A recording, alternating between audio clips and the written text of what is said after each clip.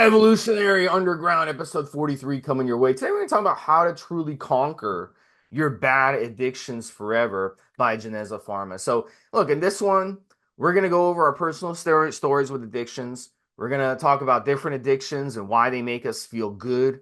We're going to talk about quitting addictions for good, how to occupy time, and taking advantage of Geneza Pharma products and turning a negative situation into a positive situation. So, first, let's talk about personal stories. So let me talk about my personal story first, and I'll let Mobster talk. So I would say um, early 20s, I got into a habitual addiction thing where every day after work, I would get in my jacuzzi and I'd have like a malt beverage, like a Smirnoff or something like that. Just like a fruity alcoholic drink. It wasn't a lot of alcohol, but I kind of get in that mood. Another thing I would do is junk food. I was really addicted to that junk food. The candy bars, going out to eat for lunch, going to barbecue places for lunch, which it's the lowest quality meat. They smother it in really bad barbecue sauce. McDonald's, Big Macs. Every day there was a time where I'd go to McDonald's for lunch. I'd get a Big Mac and fries and a milkshake. That was my thing every day. So it became an habitual thing. And then during college, you go to the cafeteria, you've got class in 30 minutes, and you park on campus, and then you go in and there's a cafeteria. Now the food court, it's all junk food. You got the pizza, you got burgers, you got subs. It's all junk food. It's just quick fast food. You eat, you order something, you get it you get it really right away, and then you eat it and you go to class.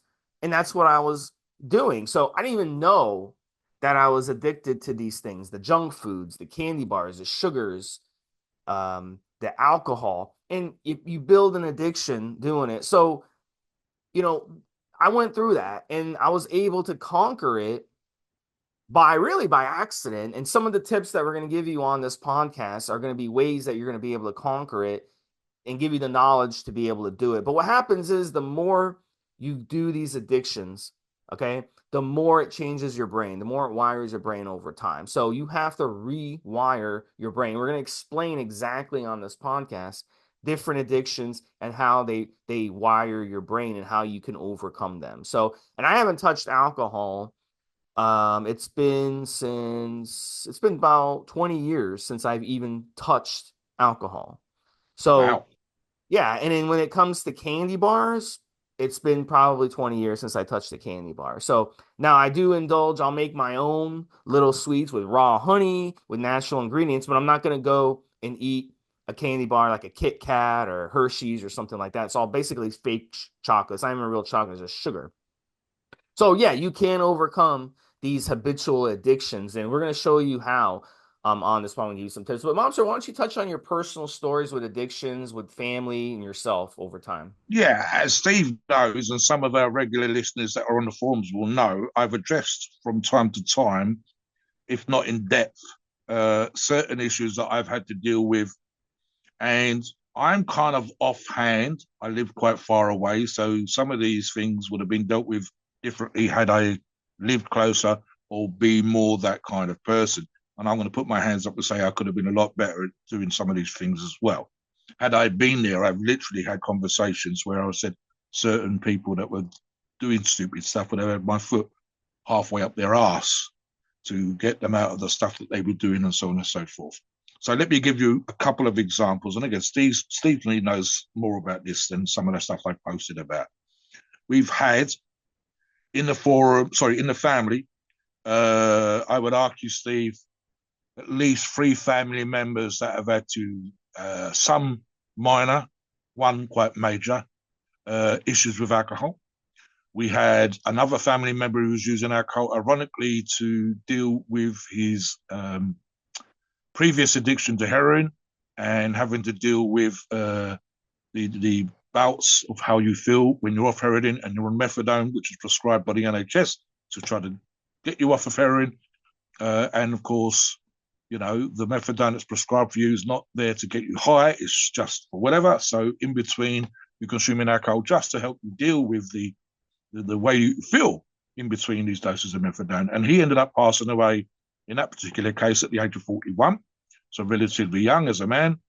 Probably more to do with the sheer wear and tear on his body of his previous heroin use rather than the methadone and alcohol use. It also made it much harder for him to eat and so on and so forth. The most recent one, which would be in the last 19 to 20 months, and I've written about this, second brother that passed away as a result of what's called alcoholic acid ketoacidosis, which is essentially where the body is trying its best to get rid of the alcohol that's in the system. You're constantly topping it up. You're literally sweating the alcohol out. Your breath smells of alcohol. It's trying to be excreted by the lungs, and essentially you poison yourself to death. And I would say there was some recognition of the alcoholic issue, but I wasn't being told. I wasn't there all the time. I lived very far away. And only after the passing do you get to realize just how bad this was. Worst part of that, of course, Steve, was that good friends of ours that we've known since, in the case of my brother and myself and other family members, this particular friends, 20 years. And at some point, they tried to get him to go into rehab, and he said he didn't have a problem. So even that's part of what we're going to talk about today, recognizing that there is an issue. And then you're also dealing with, Steve, with some of these addictions, especially the more powerful ones with alcohol, drugs, etc. You're also dealing with, to a degree, more or less in certain people, with other issues vis-a-vis depression. You're self-medicating with some of these things. And then, of course, as Steve's touched upon, specifically with the food, in certain instances, when it comes to addiction, you are literally hitting certain receptors in your brain that make you feel good. You're self-medicating, as I said, so you're avoiding, for example, psychological help. You're avoiding going to seeking medical professional help vis-a-vis into medications that you could be taking. You're not going to rehab. You're not sitting down in group therapy. You're not part of Alcoholics Anonymous. It's almost as though you are hiding from yourself certain aspects. Even to myself, and I actually thought of this as Steve opened the show, and I know what I was doing at the time, never had any real issues with narcotics. The tiniest way that I've even come into contact with those, and I'm actually just thinking of certain cakes with marijuana in, never seem to affect me. I don't think I get high in the obvious way. I've probably got very low amount of opiate receptors in terms of some certain medication, prescribed medication. That's supposed to be an issue for some people. That's never been an issue for me. And even alcohol, I've got loads of alcohol here, Steve. I live in what used to be a formal social club, what you would call a vet, for the veterans club here in the United Kingdom. That's my house. It's that kind of size, and it's got 3 bars in it right now. And there's 2 bars, one bar with loads of alcohol in, and there's a lot of alcohol upstairs in my kitchen.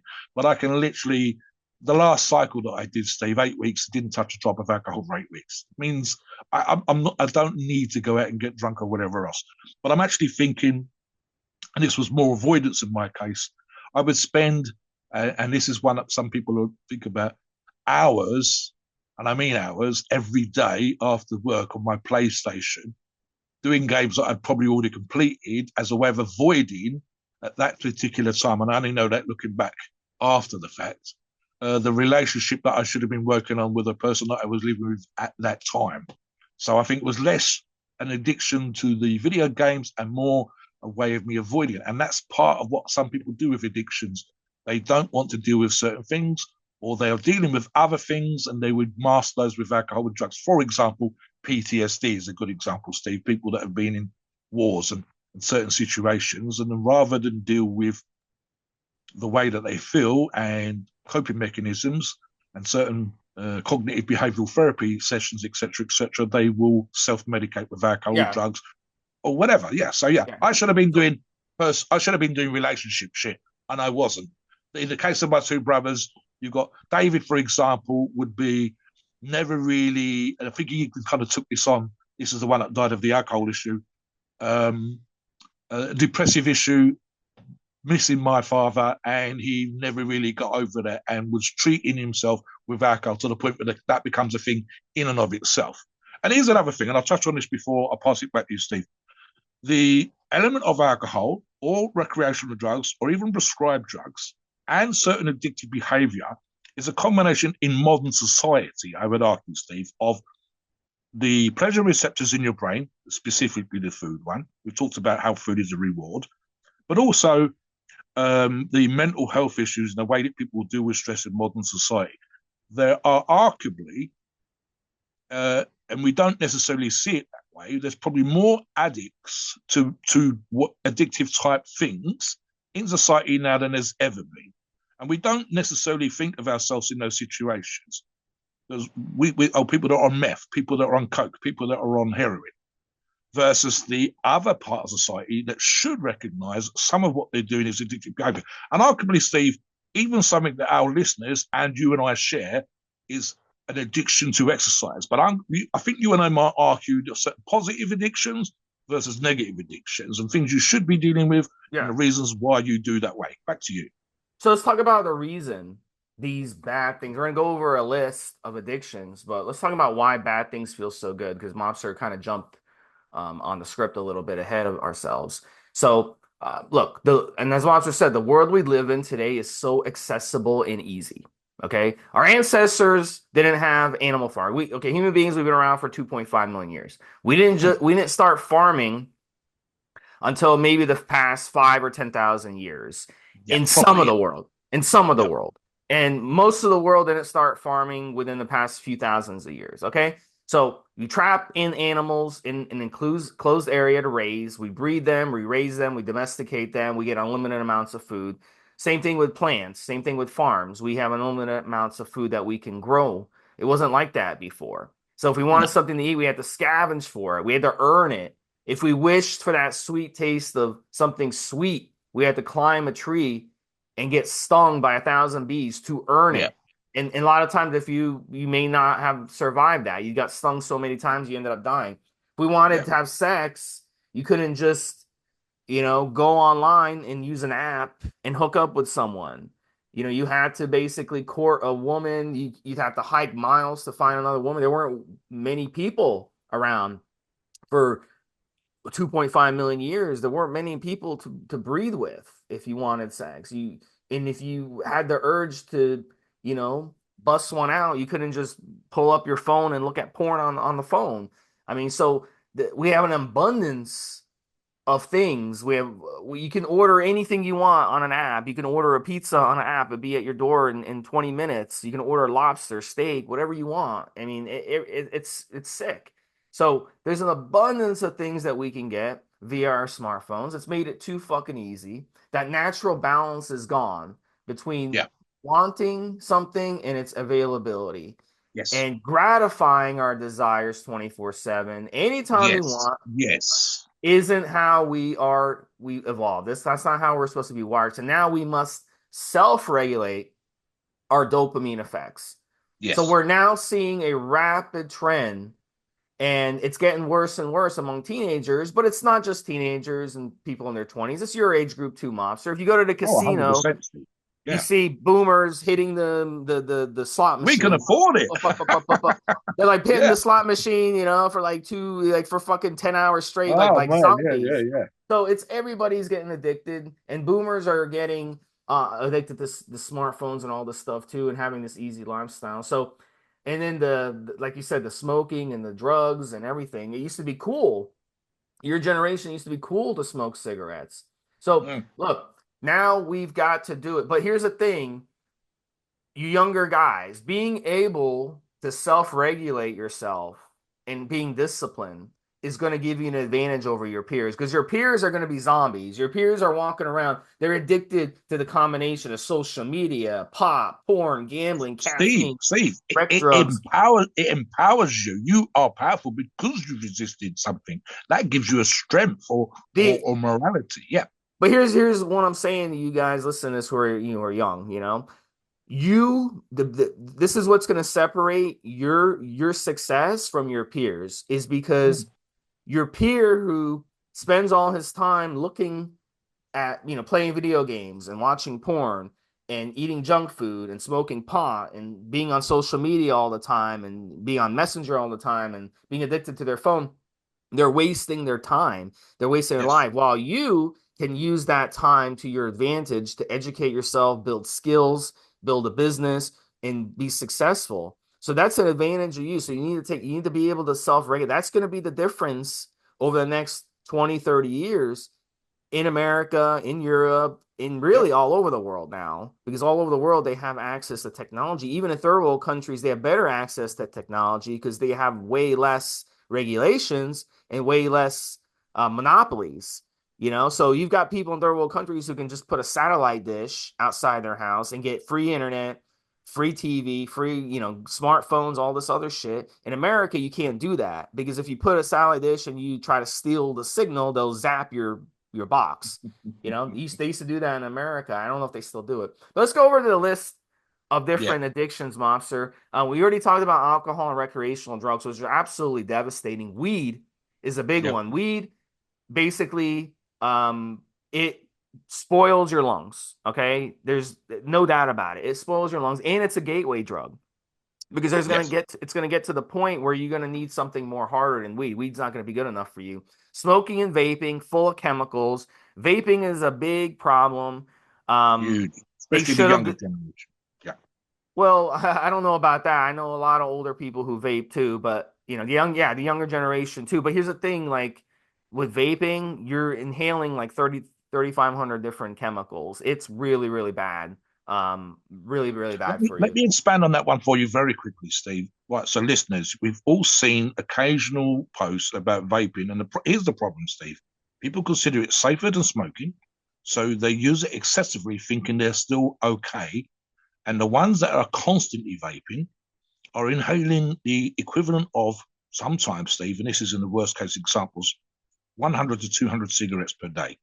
So you'll see those photographs and video clips of people that have coughed up blood, had to go to hospital, and I thought vaping was safe. No, you were literally inhaling chemicals, as Steve said, specifically alcoholic-based chemicals and sweeteners and additives, as well as nicotine, to the equivalent of 100 to 200 cigarettes a day. Anybody that could smoke, and there are, back in my generation, Steve, an odd handful that was taking 100 cigarettes a day, was lung cancer central, coughing constantly, waking up in bits, full blown addiction. But people that vape don't think it's an issue, and then they go that way.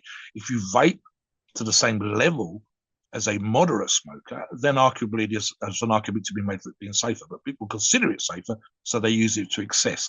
And so that's an issue in and of itself. The alcohol is very small. The amount of chemicals is very small. But again, you are breathing them. I wouldn't breathe a vodka into my lungs, Steve. So why would I breathe in medicinal Yeah. alcohol? I wouldn't Yeah. voluntarily breathe chemicals into my lungs. And yet here we are vaping and saying, oh, it's better for me than cigarettes. Not the way that people use it. That's the problem. Back to you. Yeah.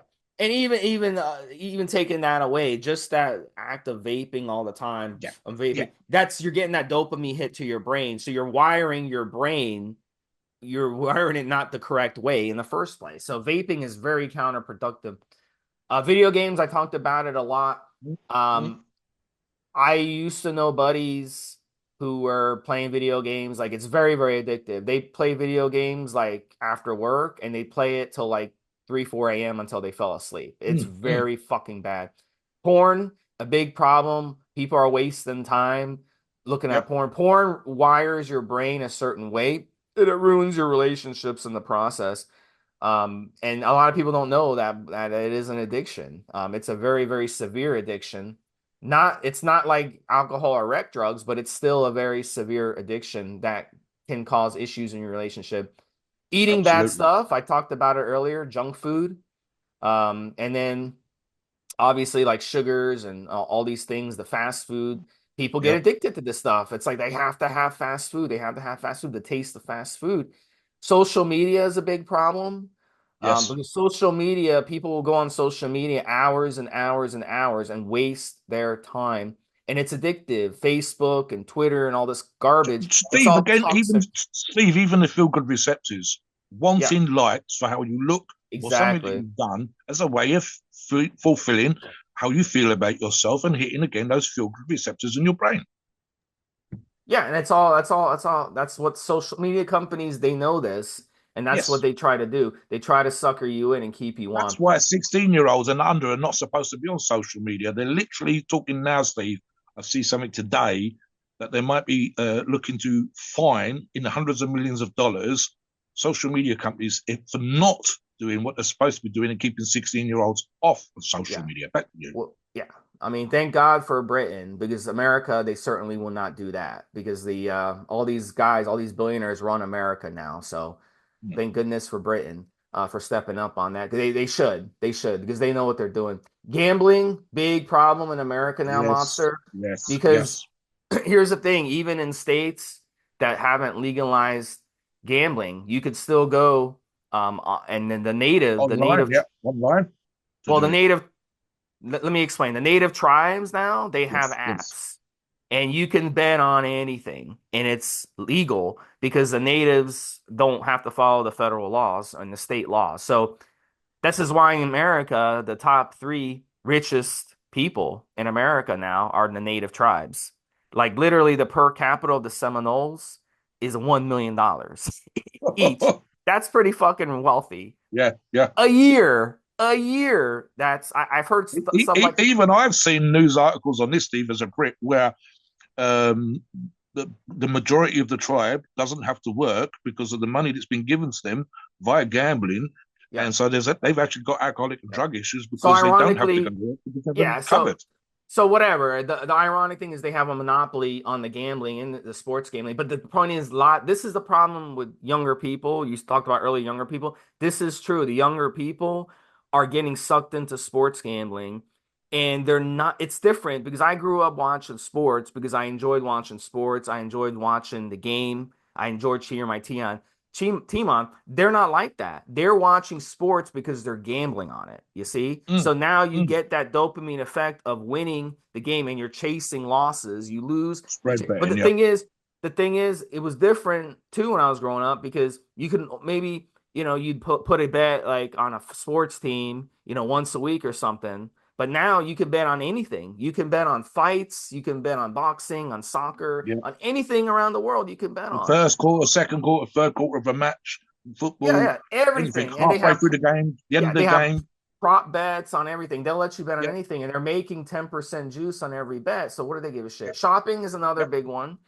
Now this is more for women. Women tend to have the shopping addiction, and and again, Amazon is a, you know, prime example of a, problem because Amazon, they make it when you go on there and they make it to where the algorithms will put stuff you'd be interested in. They know what they're doing to try to sucker Yes. you in so you buy Steve, stuff. Steve. I worked briefly at Amazon, and part of the intro, the whatever you want to call it, for the first day's work, they said if it rains, we can change the front page of the website in 15 minutes worldwide to put umbrellas and wet-proof coats on the front page. They can literally respond to changes in the weather, changes in the news, changes in people's behavior for a day, for whatever cultural reason might exist. And the front page of the website will recognize that change, and they will know that people, for example, on a rainy day, we're going to buy more coats and more umbrellas. If there's some huge political thing, they will change the front page of the website to things that those for or against whatever's just happened might buy as a result of what's just happened. And that's literally that's how money Yeah. grabbing orientated. And it's not just Amazon, but plenty of shopping sites can do that now. The big ones especially. So caffeine's a big one. Huge, huge. Yeah, and people, look, if you're a person, you can't wake up in the morning and you can't function because you need caffeine, you're addicted to caffeine. Caffeine is a severely addictive thing. Sugar and junk food, I talked about it a little earlier, but I had to add in sugar is a big addiction. People, they keep junky foods in their house, and whenever they have that urge, they go and they open it up and they take some ice cream. Smartphones, I talked about it a little earlier as well, but technology and smartphones. Are you a person who's always got your head in your phone? You have to be disciplined with this. Yes, we need smartphones to function. I have a smartphone, but Yep. I keep my smartphone away and I don't take it with me to the bedroom. I don't take it with me to the bathroom. I don't take it with me everywhere I go. I don't have it like married to me. When I go to the gym, I shut it off and I put it in my glove box. I don't take it I've in got with me. Steve. All of the notifications on my phone are switched off, and I mean all of them. I literally have to look at it to see if it's rung or not, or if I've had a WhatsApp message. It's all switched off. Yeah. One of the problems you've got, and I'm thinking of is it Pavlo and the dogs, where we respond to the notification ding, the bell, the text, or whatever else. And instead of ignoring it and concentrating on the work or life or whatever the fuck we're doing, or even driving, how dangerous that is with the phone, we're constantly ding, look at the phone, ding, look at the phone, ding. That's an addictive response right there, where you are rewarded by looking at the phone, whereas what you should be doing is the fucking thing you're supposed to be doing and not constantly paying attention. Arnold Yeah. Schwarzenegger done this with the hours per day. He says if you go onto your phone, you can search for the amount of time you spent on social media. He says people that tell me they haven't got enough time, I've looked at their phones and found that they spent 4 hours per day on average on social media, telling me that they haven't got time for the stuff that they do. And so he said, literally, you can monitor that yourself on your own phone. Are you using your day well, or are you a slave, as per addictions, to your phone because of the amount of time you're spending on it? He said, if I see you spending 4 hours a day, I know that you've got at least 3.5 hours a day you could have spared for something else, and a half Yep. hour to relax and do social Yes. media. So this is really what we're trying to do in this podcast. We're trying to free up your time. We're trying to free up your life and have you improve yourself. So More positive. Yeah. let's talk about some science here. So here's the bad news. There's no such thing as forever quitting with addiction. So you're never gonna really quit your addictions forever. Like like I say about alcohol, I haven't touched alcohol in 20 years. Well, that's not forever, So I may drink alcohol sometime in the future. Who the fuck knows? But here's the thing. Here's one of the things that addicts do wrong is they set a goal to be sober for a year or sober forever from their Yep. addiction. That's not what I Yep. did. That's not what I did when I was 25. I didn't say, you know what, I'm not going to drink alcohol anymore. Here's I actually figured this out by accident, and this is how I'm going to explain this to you guys. You can't have that mode of thinking that, you know what, you're going to wake up one day, I'm just going to quit this for good. I don't want to do this anymore. You have to focus on being sober today. Yes. Don't worry about your history. Don't worry about money wasted in your past. Don't worry about that time you got drunk, you punched that guy at the bar. You have to worry about now and only today. Because those negative thoughts are not helpful because they are negative emotions and they're going to drive you to go back to your addiction again. So, is a simple strategy is to procrastinate on it. When you get the urge, just say, you know what, I'm going to do it tomorrow. Then the next day comes and you push it again to the next day. And as that happens, it's like going to the dentist. You procrastinate on going to the dentist. You say, I'm going to go to the dentist. I'll go to the dentist another time. I'll go to just procrastinate, keep pushing it. So as that happens, you're not going to need it as much and you're going to unwire yourself to the point where you just don't even think about it or care. And that's what happened to me when it came to junk food and sugar and alcohol. I Mm. just, I literally did that by accident and it worked. I didn't say, you know what, I'm going to not drink alcohol for 20 years. I'm going to set that goal because that doesn't work. I didn't say, you know what, I wasted all this money on alcohol and I felt bad for myself and I felt all this stuff. I just said one day, you know what, I'm just not going to have it in my house. I'm not going to worry about it. I'm just not even going to think about it. And it just over time, I wired my body. Now I don't feel the urge to go get junk food. In fact, McDonald's, if someone comes to my house and they bring McDonald's in my house, Yeah. I I get can't. nauseous from the smell. Yeah. If I drive Yeah. I by a don't like fast that. food joint and I smell the fast food, I get nauseous from the smell. It's disgusting to me. Same thing with alcohol. I have no desire to drink alcohol. It does nothing for me to drink alcohol. I literally unwired my brain away from that stuff just by following doing that. Mobster, talk about that and we'll get into boredom. Yeah. I mean, part of the problem that Steve actually touched on this at the beginning of the show. So he said the way that our brains are wired, okay. And me and Steve have talked many, many times about the idea of primitive man in certain situations. And Steve's touched upon the accessibility. So, for example, human beings have always kind of looked for something to give them pleasure. That's kind of obviously, but that's because our lives were incredibly hard before. If you're living, and I'm thinking, for example, Steve, of the few barely discovered tribes in the Amazon that still exist. And I think there's one Sentinel Island where there's a tribe that hasn't really been fucked around with, apart from occasionally it's been really bad result. Look, Most of their day, when they get up to when they go to sleep, is going to be spent looking for food, shelter, water, heat. The majority of their day. Whether it's feeding the kids or hunting in the jungle or whatever else. They're not spending most of their day getting high. They're not spending most of their diet looking for a new herb that they haven't smoked before. They've literally spent most of their day surviving, breathing, getting through till tomorrow, which So is exactly kind of. they don't even care about these things because they literally like No, they're they're not thinking even. about today. I actually They're saw thinking an about argument, today. Steve, about not even they're not even doing the religious thing because, ironically, one of the people they've killed that went to Senegal Island was someone trying to tell them about Jesus. So most of their day, if they're awake for argument's sake, say 16 hours, I'd argue that 17 hours of their day is just existing, just getting through the fucking day. 1 hour might be spent with the missus. 1 hour might be spent playing with the kids. 1 hour might be doing some sort of arguable, rewarding behavior. Whereas in modern society, the issue for all of these addictions is that we can spend, according to our time and how much money we got, if we want to, 20 all of the fucking day. We could literally spend, let's say that we're awake for 16 hours on average, Steve.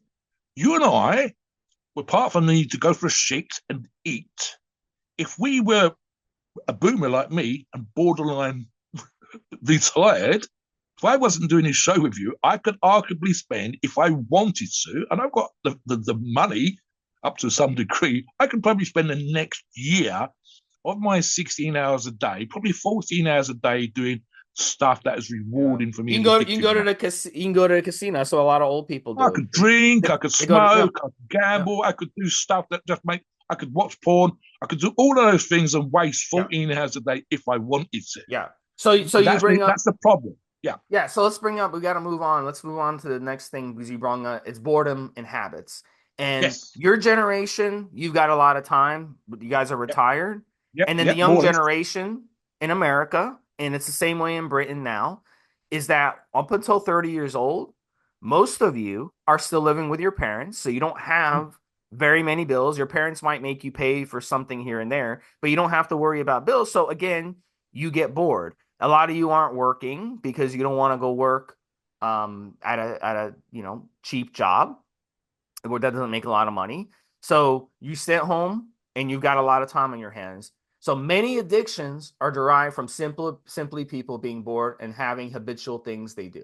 So an Yes. example, if you work from home, this is another thing. There's been a big trend to work from home, and Yep. you have an hour break from work and you get bored. So what are you going to do in that hour? You're going to watch porn, you're going to surf Facebook, you're going to do something out of boredom. You're going to want to go to the fridge and pull out some junk food or order a pizza or go out for pizza or go out to fast food. So that's how you end up addicted to all these things. So another example, after work with the guys, you go to the bar to grab some drinks because you got nothing else to do after work. So now it becomes a daily habit, and pretty soon you're drinking alcohol every day. You don't even realize it, but you are an alcohol addict, and it Yep. becomes very difficult to quit that. So you have to, if you haven't, and you have to try to quit an addiction derived from either. Then you got to have your day packed. You got to have your day packed with things to do. So again, Yes. it's hard when you're older. So if you're retired, I could see why old people. This is why casinos, they always build casinos where old people are. Like Florida, lots of fucking casinos in Florida. Okay. Other places in America where there's a lot of old people, they target old people areas to build these casinos because they know that majority of the people that go in these casinos are going to be old, they're bored, they have nothing Yep. else to do. Yep. So you have to spend that, like if you've got an hour where you're going to be bored, take that hour and fill it with something productive, the gym, going for a jog, uh, Yes. do before bed if you're bored, instead of spending an hour on Facebook or Twitter, you go and you stretch, you meditate, you do some yoga. Fill in those gaps. Otherwise, the addictions will fill it in. Another strategy with certain addictions is to be disciplined. So I added this kind of to it as well. It might not be realistic to completely quit an addiction entirely because the build up to go back to it will be too great. So when you do go back, you set yourself backwards. So look, a strategy for this, let's say with junk food, okay, is limit your addiction to 1 hour a week or one cheat meal a week Yep. or one time a week. Let's say you say you want I'm only going to use social media for 2 hours a week total. So I can use social media for an hour on Friday and I can use social media for an hour on Sunday. That's it. Um, or with porn, instead of just saying, you know what, I'm just going to quit porn for good, you could say, you know what, I'm only allowed to look at porn for 30 minutes twice a week.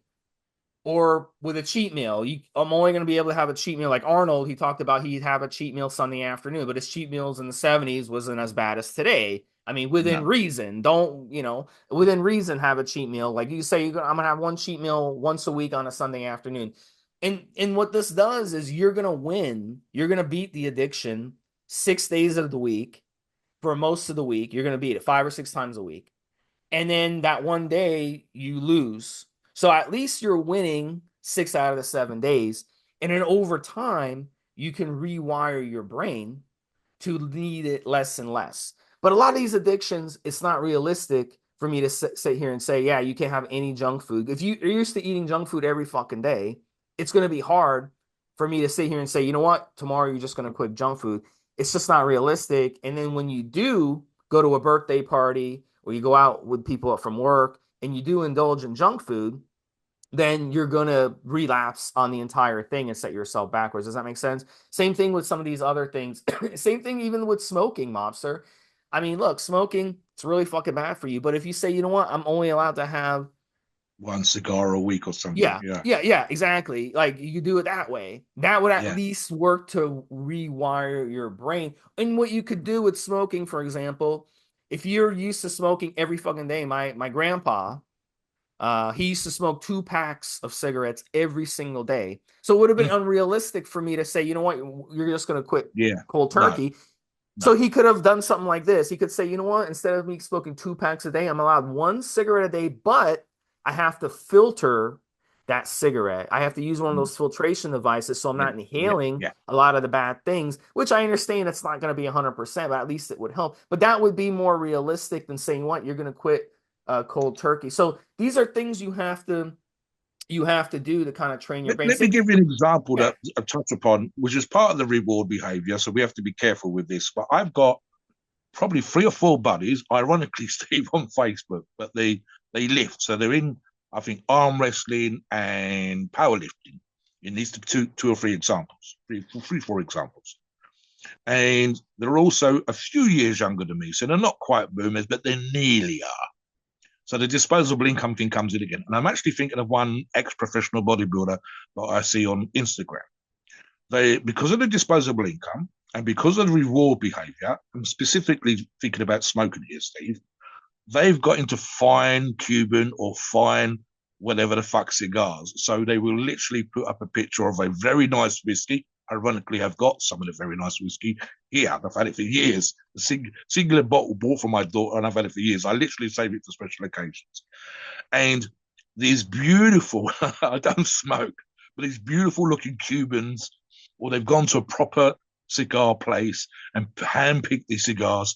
And if I've just won this competition, if I've just won this arm wrestling championship, there will be a photograph with this fucking proper 10, 15, $20 stogie and a glass of whiskey and a proper crystal glass, etc. And it's literally almost ceremonial. What they're not doing, obviously, is smoking stogies from morning till night and drinking whiskey from morning till night. This is literally, I've won a competition, I've won the championships, I've qualified for the nationals, whatever, and out comes the $20 cigar, and out comes the $50, $60, $100 bottle of whiskey. And they will have a shot of the whiskey, but a decent shot, and they will have this cigar, and they're not even allowed to smoke in their house. So 9 times out of 10, they're sitting in the garden, even under some sort of umbrella or something if the weather's shit, enjoying this fine cigar, enjoying this fine whiskey, but it's literally a specific time and occasion for these particular things. I want to touch upon a little bit because the listeners, I think our listeners' demographic covers this. The reason why our listeners listen to these podcasts is for information and specifically, and I would argue, Steve, that 99.9% of our listeners work out or thinking about working out. So a lot of our shows covering the kind of stuff you guys would need to research. So positive addictions versus negative addictions, even with the stogie and the whiskey, it's almost positive, Steve, because it's very limited. But guys, you work out, you try to eat clean. I like to think, and I've described myself thus on occasion, Steve, that my 4 workouts a week anchor the day in a positive. I train in the morning, so I've started with a positive behavior. I've literally done something, especially when I'm lifting real fucking heavy, that's super positive for me right at the beginning of the day. Before I do the shows with Steve, before I do forum stuff, before I do research for articles that we're going to do or podcasts in the future, I have started my day, quote unquote, right. So that the positive behavior comes from almost an addiction, whether it's dysmorphic, how you see yourself, or not feeling strong enough, or whatever, but actually archable positive in a way, whether it's going out for a run, or walking your dog, or just smelling the fucking roses. But specifically, you guys that listen to us, going to the gym and working out, and again, running at the gym, even being sociable at the gym. That behavior arguably displaces negative behavior. So instead of sitting at home scratching your balls and watching porn or whatever else, you've gone to the gym. You said hello to the guys and you've gone in and had an epic chest workout, an epic leg workout, literally going to the fucking gym instead of sitting in the house. Or go, even, for example, especially the working and studying Joes, managing to get a workout in when you're tired from school or college or from work or the stuff that you do at home or whatever the fuck else is going on. And instead of drinking and smoking and doing addictive behavior, you've replaced it with what we could argue is a positive addiction. There's a little bit of negativity around people going to the gym for anything that's not connected with health, wellness, and obesity. In other words, if you're fat, you get thin, and you get lean, you're healthy, or you're not, you're underweight, so you go to the gym and put on a little bit of muscle. Most people that study this kind of behavior goes, well, that's healthy. The moment you start looking to increase the peak on your biceps, or the better separation in your quads, or just to have a 6-pack when you're in a 4-pack, that starts to be arguably amongst certain people that look at these things as dysmorphic. I would argue I'd rather them be dysmorphic about a 6-pack instead of a 4-pack, or a better peak to their fucking biceps instead of worrying about the size of their arms, etc., over alcoholism or drug addiction or porn addiction or gambling. So talk about the positivity stuff, like you've already said, Steve, even if it's just going out for a walk in the fresh air instead of sitting contemplating your navel in the house.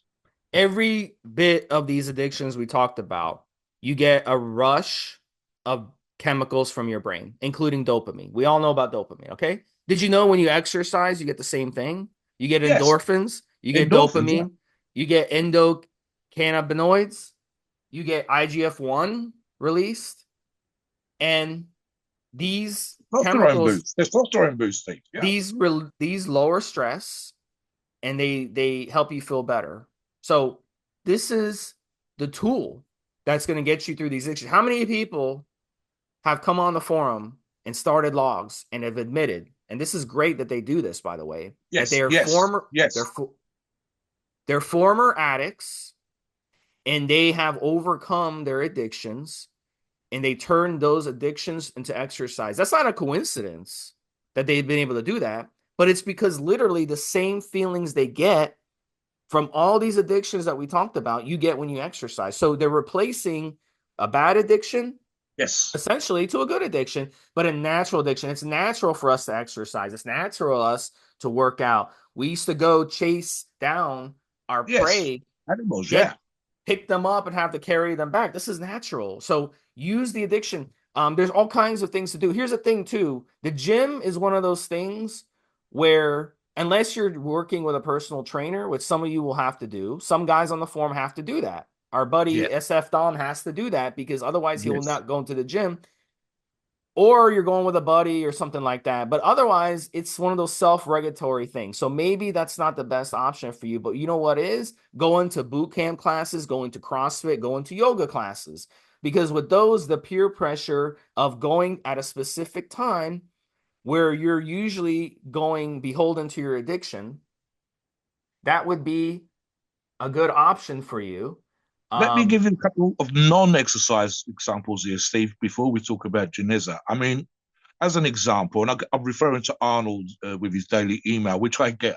I don't look at all of them. I look at very rarely look at a few here and there.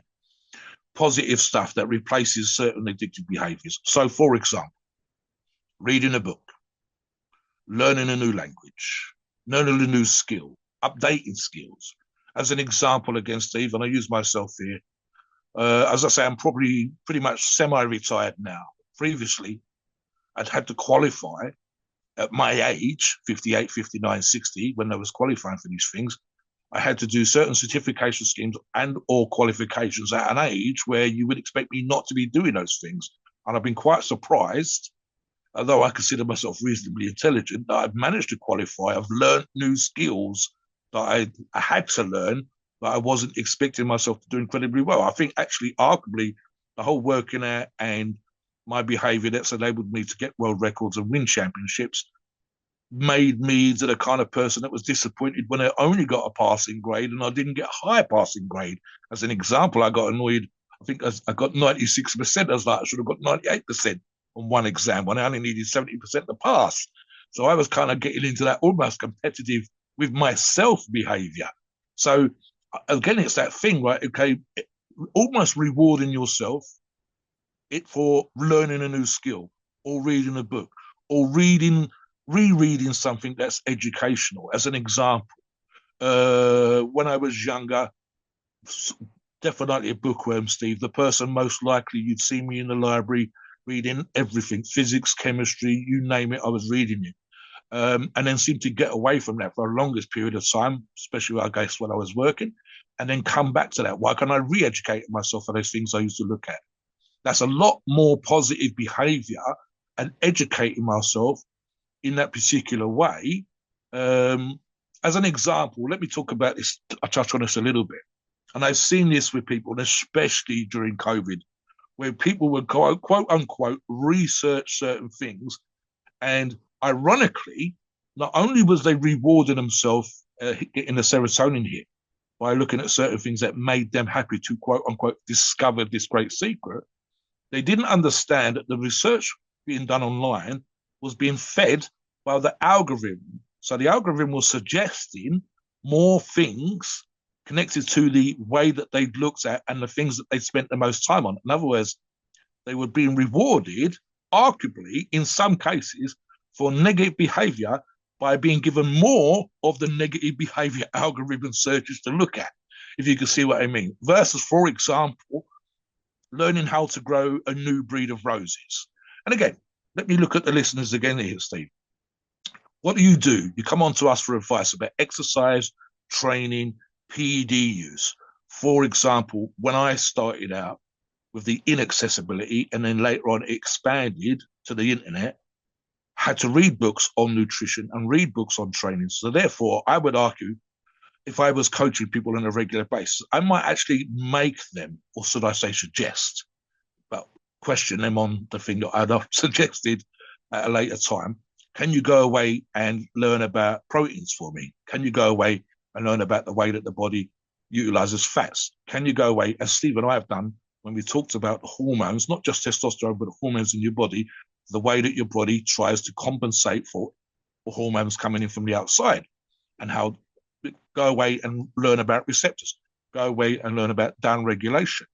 Now, it doesn't have to be an in-depth course. You're not looking to pass an exam here, but the challenging behavior, the getting you to learn something that's positive that will support your journey. So, for example, you guys go to the gym, you try to eat clean using PDs. That's the reason you listen to us.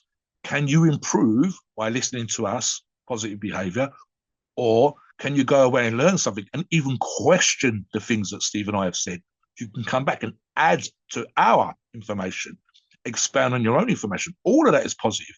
And that you might only be looking, Steve, half hour, 45 minutes, an hour a day. If, for example, you're religious at all, and your thing is to read the Holy Bible or the Quran or whatever, spending 20 minutes a day reading a chapter, a passage, a book, a couple of pages in the Bible and thinking about what you've read or any religious book or any aspect of religion arguably could be considered a positive thing to do. I would argue chemistry and biology and physics are practically more useful, but that's because of my own religious beliefs, i.e., non-existent, versus your own. But it's still arguably better for you than porn, better for you than other more negative addictive behaviors. So talk about, Steve, the things that you can do that are also more positive and useful.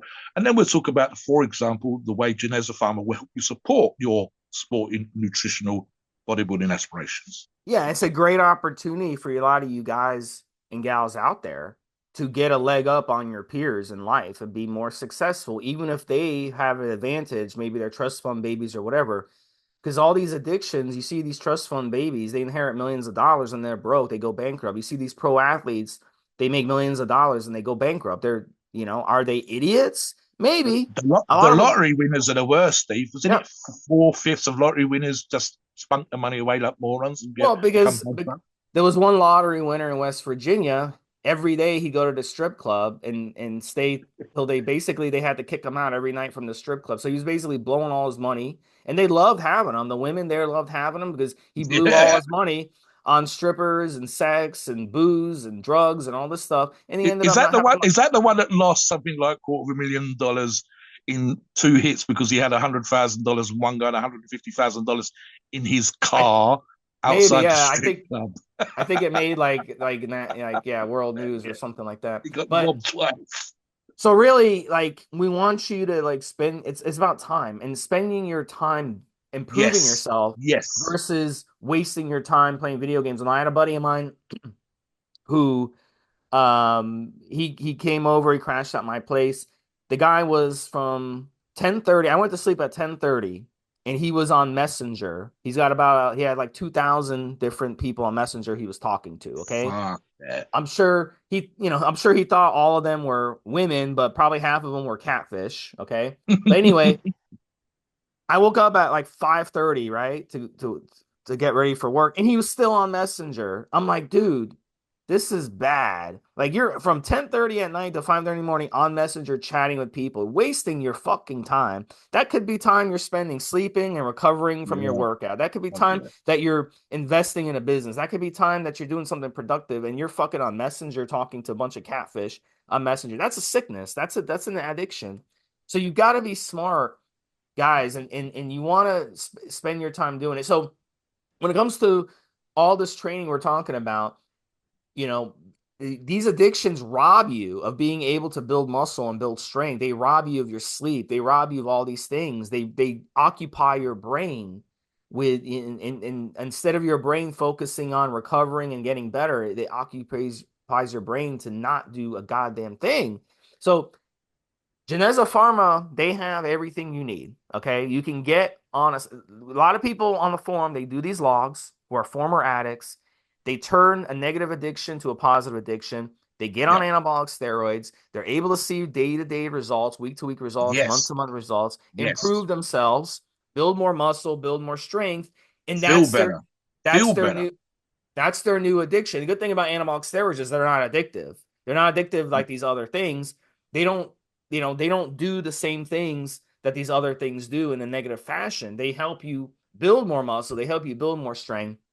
They help you burn fat. They help you do all these things. So this is why we thank Geneza Pharma for for taking the opportunity to sponsor this podcast. So Yes. Yes. give Yes. them Yes. some of your business, and that could be your way instead of wasting all your money on these stupid addictions.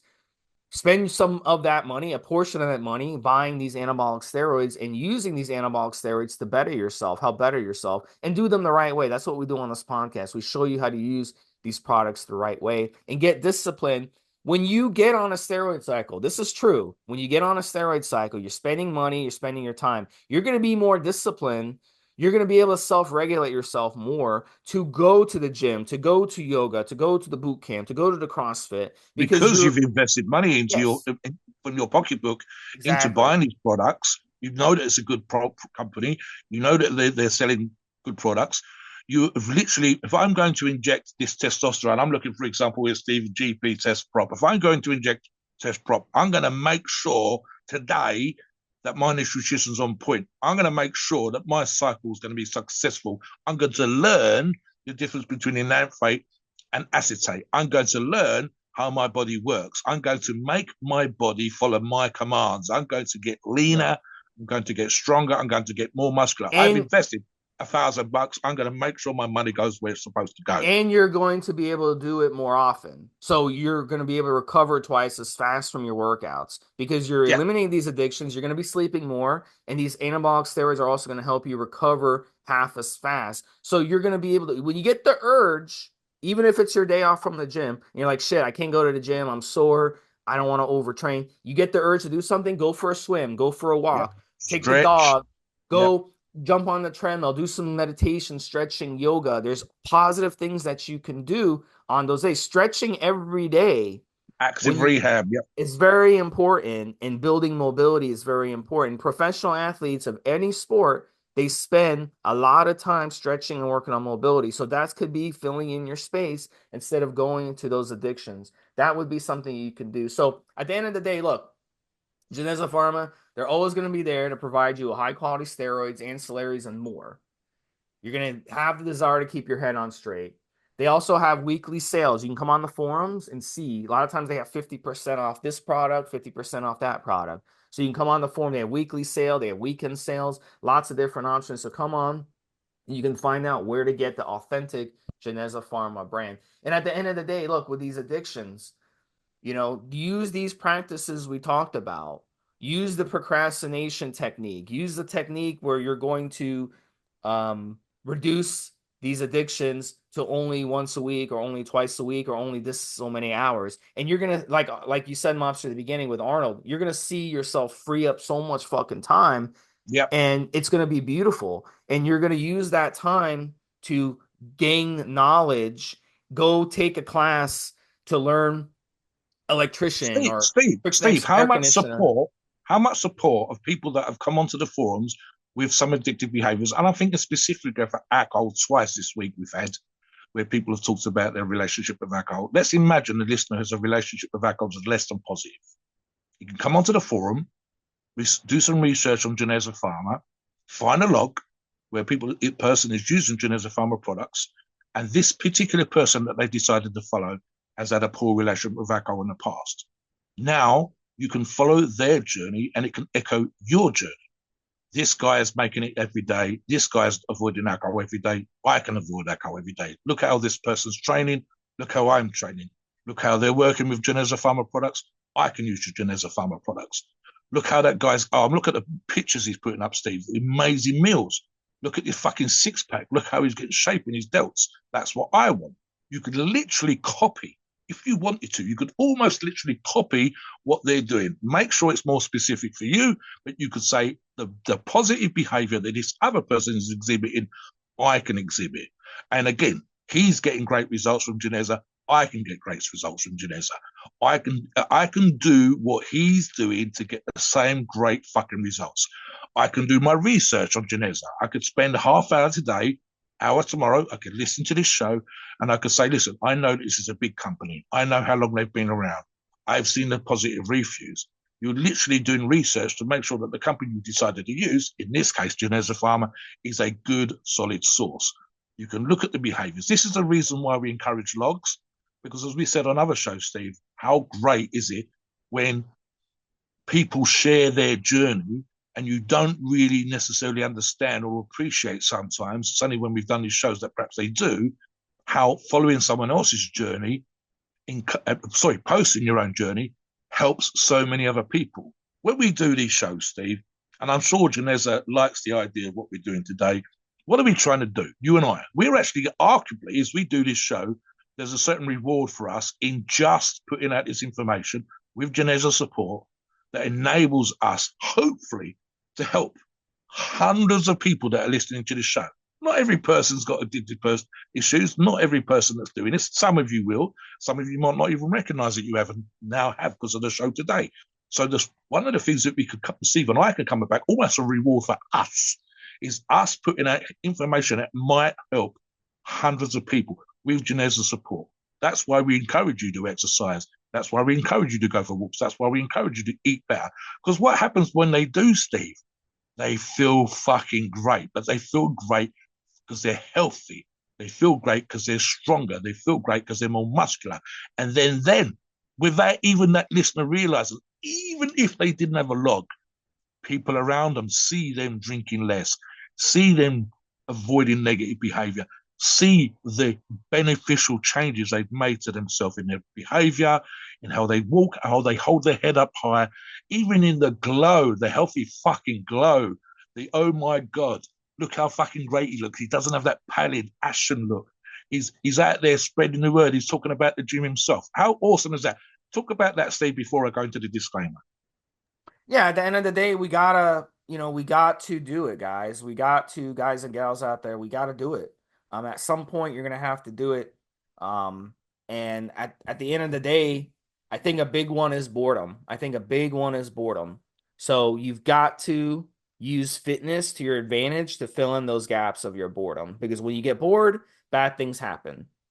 And I think a lot of that has to do with when we were growing up, a lot of times we were bored growing up and we fill in that time with watching TV, with doing Yeah. stuff like that. And it kind of changed the way our brains work. But a lot of the teenagers now, they're filling in the boredom with video games. They're filling in the boredom with porn. They're filling in the boredom with gambling. They're filling in the boredom with playing on their phone and social media and stuff like that. And all that, it really does wire your brain a certain way. So you've got to unwire it and you got to be patient with yourself. And hopefully, we've provided you with the proper tools to do it. But the good thing about exercising is that you don't have to even have a gym membership. There's so many different things you can do when it comes to exercise. You can go to the park, you can take the dog for a walk, you can go swimming, you can do stretching, you can go to Yep. a class. There's so many things that you need. You don't have to go to the gym. You don't have to even use anabolic steroids or any of this stuff. You No, can no, literally just go, your yep. positive behavior will help you. Your positive behavior will help other people around you. They'll see the difference. And guys, we're spreading the word to you. You can spread the word to others, whether it's in person, verbally, or just by being a healthier, happier, physically more better put together individual, whether that's 50 press ups, whether that's walking 10,000 steps a day, or whether that's just not eating junk food all the time. Guys, please note, we are not doctors and the opinions are ours. It's our view based on our experience and views on the topic. A podcast are for informational purposes, entertainment only. The freedom of speech and the First Amendment apply.